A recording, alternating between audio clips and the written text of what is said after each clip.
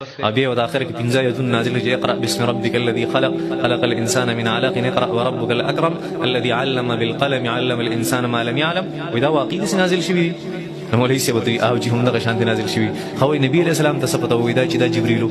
نبی علیہ السلام ته پته وې دا خو شیطان هم کې دي ځکه تاسو وايي شیطان بار شکل کې راتلی شي نو دا خو شیطان هم کې دي دلته مولوی سی دا دماغ کارونه کوي لکه دای سوي ماته دا سړی خو ډېر نقصاني دی د مولوي صاحب سره عجز سره نور څه نه که کمزوري زما په شان دی هغه سره نور څه نه هغه ته وایي دا باریکه مسلې دي چې ګوتې مو کافر بشي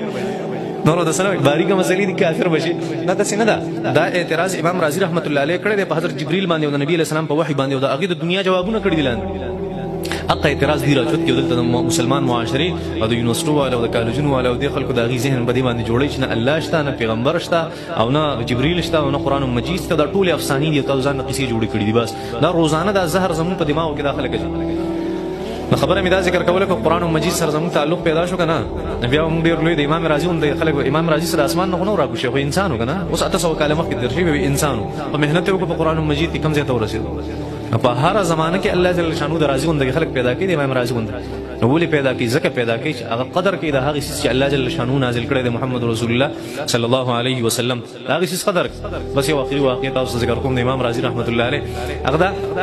کله دا واقعه تاسو ما نه اوریدلې می امام رازي رحمت الله علیه ډیر زیات